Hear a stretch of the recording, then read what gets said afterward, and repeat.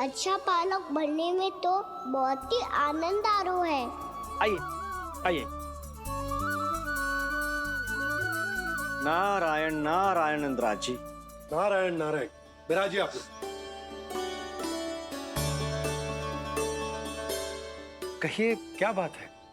हम निर्धन आदिवासी हैं नंदराज, और यही गोकुल के आसपास गैयों के लिए चारा उगाते हैं और उसे मथुरा के राजमहल के कर्मचारियों को बेचते हैं।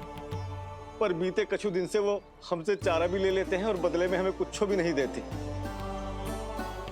हमें डांट फटकार के भगा देते हैं। अब हम ये चारा वहां नहीं ले जाना चाहते नंदराज। कितना चारा लाए हो? सकट भर के है नंदराज।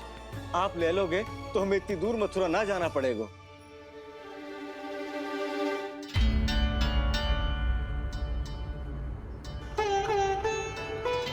इतने चारे के बदले एक बोरी चावल पर्याप्त होंगे आप सबको? ये तो बहुत अधिक है नंदराज। हमारे लिए तो चावल की आधी बोरी ही पर्याप्त है। बंसी, एक बोरी चावल लाकर इन्हें दे दो और ये चारा गौशाला में रखवा दो। जी नंदराज।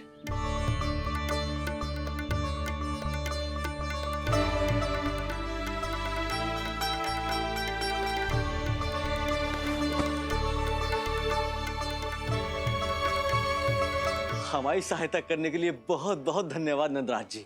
आप धन्य हैं। नंदराज की जय, नंदराज की जय, नंदराज की जय, नंदराज की जय, नंदराज की जय, नंदराज की जय। आपने भी सहायता की, इसका अर्थ है कि आप भी अच्छे बालक हो पापा। अरे मेरे कान्हा, आजा। कान्हा, मैं गोकुल को राजा हूं ना, इसीलिए अपनी प्रजा की सहायता करना मेरा कर्तव्य है। इसी तरह तू भी गोकुल को राजकुमार है। इस नाते एक बात तू गांठ बांध ले कि कोई भी कभी भी तेरे द्वारे से निराश ना लौटे। तभी तू अच्छे बालक के साथ साथ अच्छा राजकुमार कहलाएगा। समझ गए हो? मैं समझ गो बाबा। चल, अब मैं उपनंद भैया को बताकर आता हूँ कि इन लोगों को चारा बेचने के लिए कहीं और जाने की आवश्यकता ना है।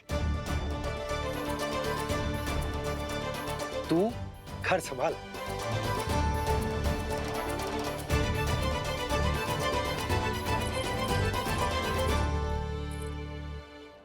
जो मैं सोच रही हूँ, क्या आप भी वही सोच रही हैं प्रभु?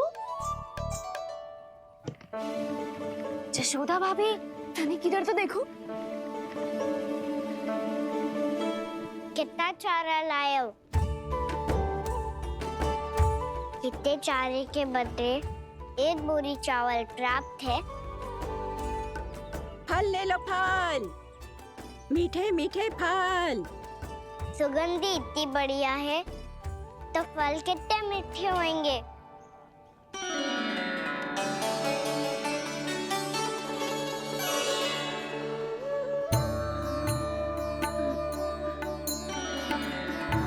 लल्ला, फल चाहिए?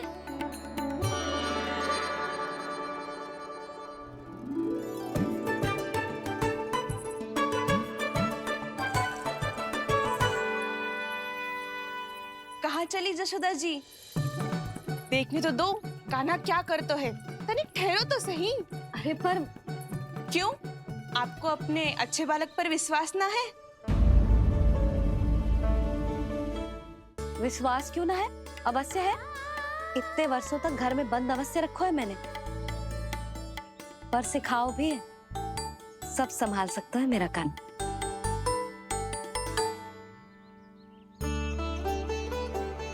संभाल लियो लल्ला, अपनी मैया की लाज रखियो।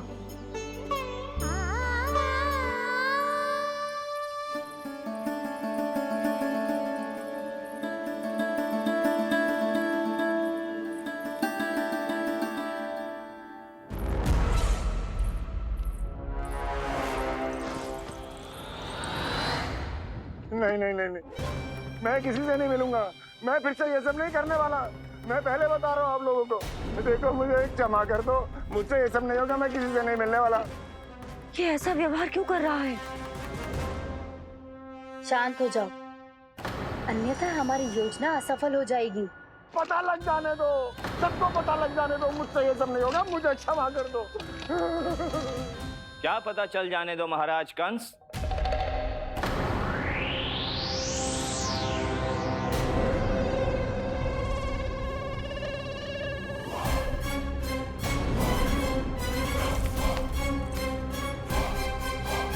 कौन है वहां?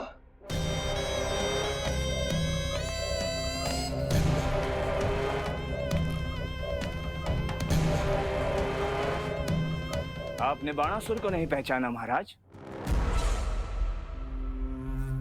और आप दोनों ने अपने स्वामी के परम मित्र और सबसे विश्वसनीय साथी को नहीं पहचाना?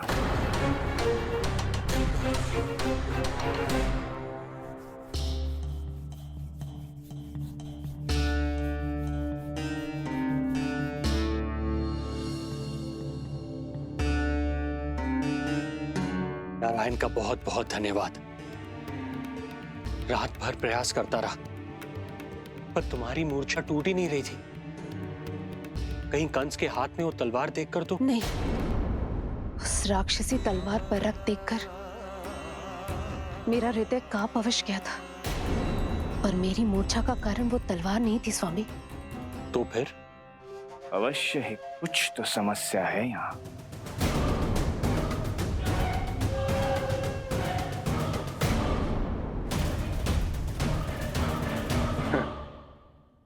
मित्र बाणासुर, बड़े दिनों बाद भेंट हो रही है,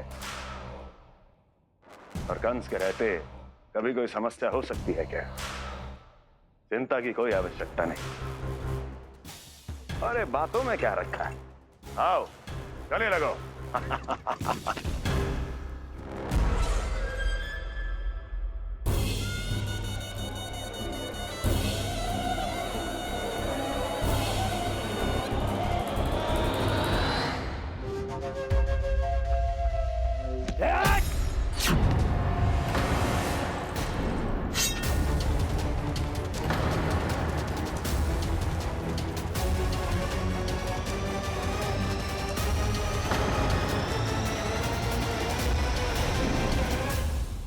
महाराज कंस की भुजाओं की पकड़ अजगर की जकड़ से भी अधिक कठोर होती है।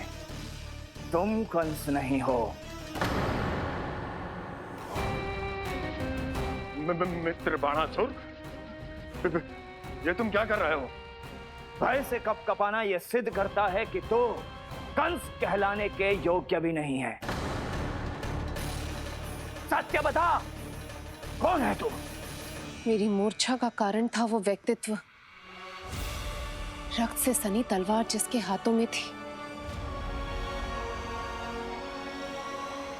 वो व्यक्ति कंस नहीं था स्वामी।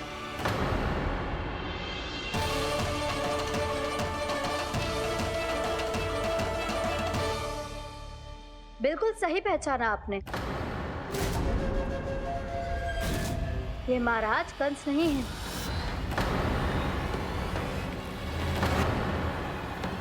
यदि वो कंस नहीं था तो फिर था कौन? ये है राष्ट्रपाल, कंस का भाई। मेरे सीधे साधे भैया राष्ट्रपाल।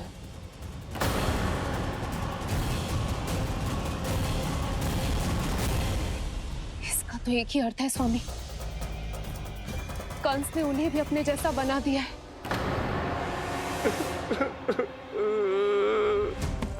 मित्र नहीं, भ्राता बाणासुर, मैंने कुछ नहीं किया, मुझे क्षमा कर दो। इन दोनों ने मुझसे बलपूर्वक सब कुछ कराया है। क्या करवाया और कहां है मेरा मित्र कंस?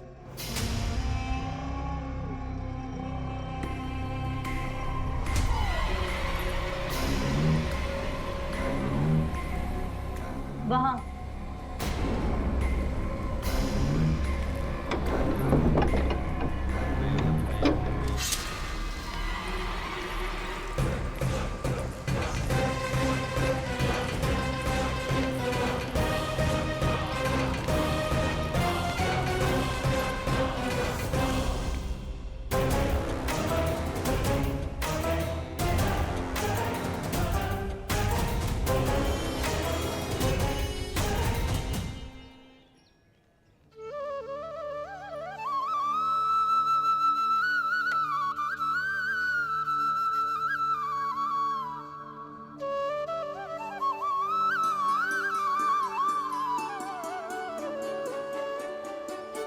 तुझे सच्ची में फल चाहिए ना?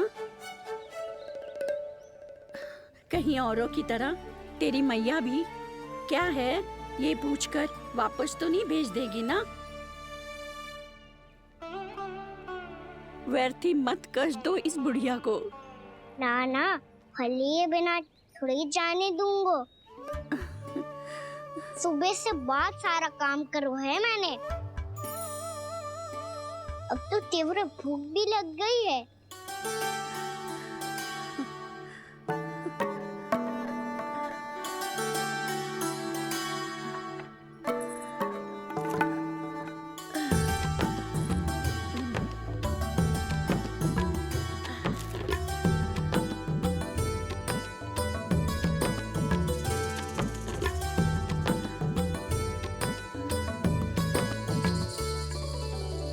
स्वयं तो इतना सा है, फिर कितनी बड़ी टोकरी संभालने चलो है।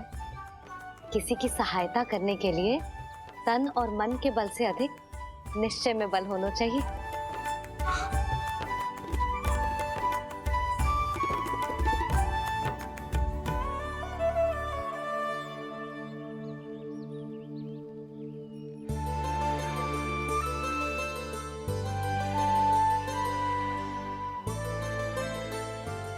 ये तो नन भवन है ना?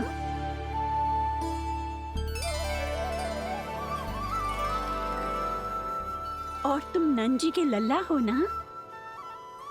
हाँ, मेरा नाम कृष्ण है, पर आप मुझे लल्ला और कान्हा बुला सकती हैं। सब अपने मुझे इसी नाम से बुलाते हैं। तो मैं भी तुम्हारी अपनी हूँ। इन संसार में सभी मेरे अपने हैं और मैं सबका। कभी कभी जो कैसी बातें कर देता है।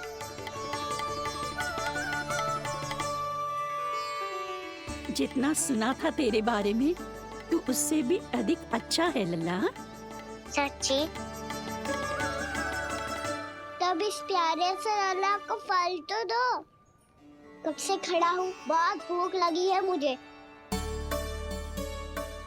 हाँ हाँ, बताओ कौन सा फल खानू है? केला, आम या अमरूद?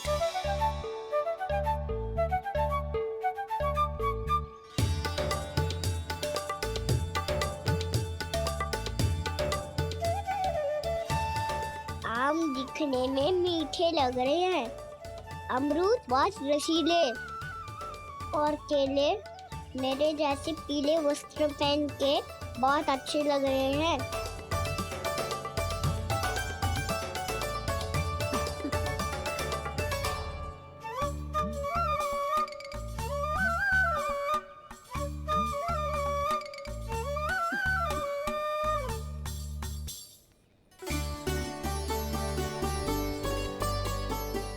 तो फिर कौन सा लूं?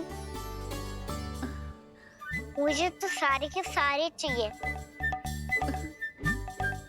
लगता है मुझे जानो चाहिए मोल भाव कराने। देख तो लो, आपका कान्हा कर क्या रहो है, पता चल जाएगा जो कितना सयानो है। सयाना तो बहुत है कान्हा, स्वयं देख लेना। हाँ पक्का, मुझे तो सारे फल ही अच्छे लग रहे हैं। तो सारा ही ले लो। पर ये तो बताओ कि इसका मूल्य क्या दोगे? मूल्य ये क्या होता है? जब कोई वस्तु लेनी होती है ना, तो उसके बदले में कुछ देना होता है लल्ला, उसको मूल्य कहते हैं। पर जब मुझे मैया फल देती है तो मुझसे कोई मूल्य नहीं लेती है। और गोपियां भी तो कोई लड्डू और मिठाइयाँ देती रहती है, पर उन्होंने कभी भी मूल्य नहीं मांगा।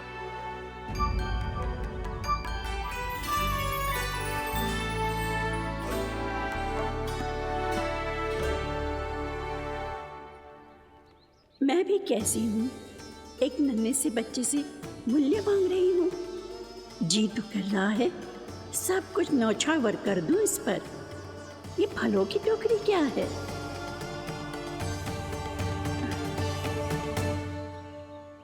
एक बात तू गांठ बांध ले कि कोई भी कभी भी तेरे द्वारे से निराश ना लौटे, तभी तू अच्छे बालक के साथ साथ अच्छा राजकुमार कहलाएगा।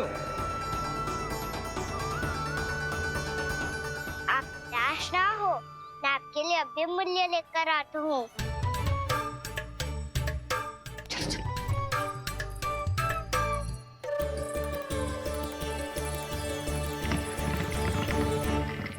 मैया, और एक फल वाली मैया आई है, मुझे उनसे फल लेना है। मैं उन्हें क्या मूल्य दूं? इस संसार में कोई भी वस्तु लेनी हो तो उचित मूल्य चुकाना तो पड़ता है। जे पाठ तो इसे सिखाना ही हुकुम। लल्ला, कुछ पानो है तो कुछ देना भी पड़ेगा।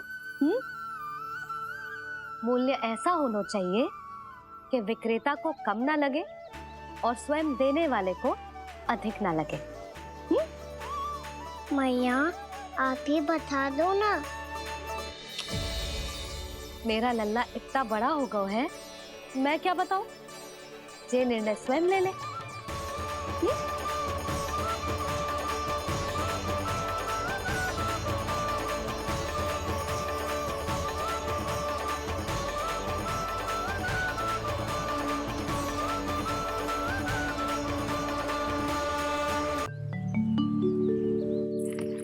मैया, और एक फल वाली मैया आई है, मुझे उनसे फल लेना है। मैं उन्हें क्या मूल्य दूं? लल्ला, कुछ पानो है तो कुछ देना भी पड़ेगा। मूल्य ऐसा होना चाहिए कि विक्रेता को कम ना लगे और स्वयं देने वाले को अधिक ना लगे। मैया, आप ही बता दो ना। मेरा लल्ला इतना बड़ा हो गया है, मैं क्या बताऊं? जे निर्णय स्वयं ले ले।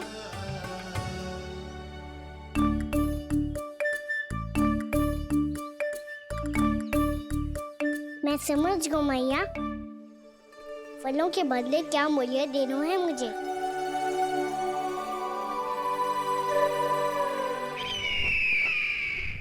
कैसा षड्यंत्र है ये? एक कायर को मेरे मित्र के सिंहासन पर क्यों बैठाया आपने? ये कोई षड्यंत्र नहीं, अंतिम उपाय है राक्षस राज बाणासुर। तीर्णाव्रत की मृत्यु के बाद महाराज कंस पूरी तरह से टूट चुके थे। तभी उन्होंने निर्णय लिया कि वो भीषण तपस्या करेंगे। जब तक मां कंकाली उन्हें स्वयं आशीर्वाद नहीं दे देती, उस विष्णु अवतार के वध के लिए उन्हें आवश्यक शक्तियां प्रदान नहीं करती, तब तक वो इस तपस्या से नहीं उठेंगे।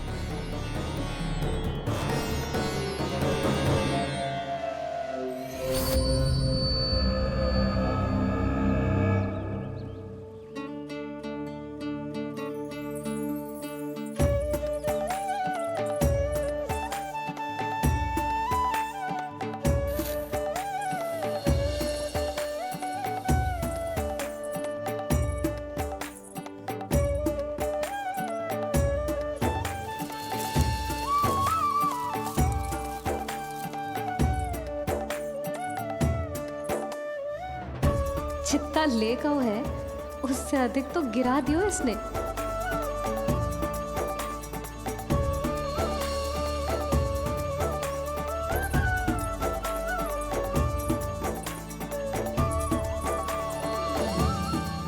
ये लो आपके लिए मूल्य ले आया मैं।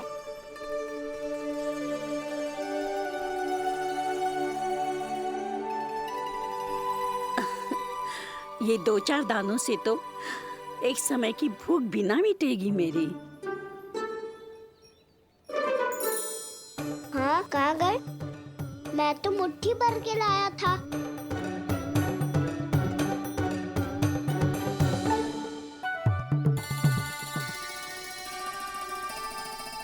क्षमा करना फल वाली मैया, क्षमा करना फल वाली मैया, क्षमा करना फल वाली मैया।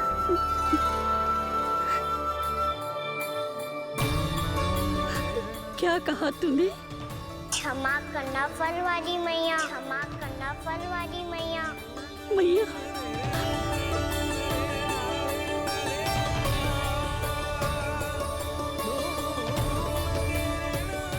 आप इतने रखो, मैं और लाता हूँ। चिंता मत करो मैया, इससे अधिक और लाऊंगा मैं।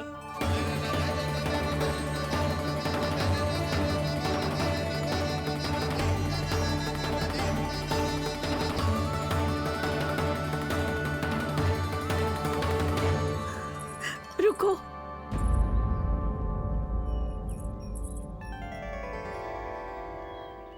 तूने मुझे मैया कह के पुकारो है, मेरे लिए इतना ही पर्याप्त है। लो अब कर लो बात। वो आप जितनी बार बोलोगे मैं उतनी बार बोलूंगा। मैया मैया मैया।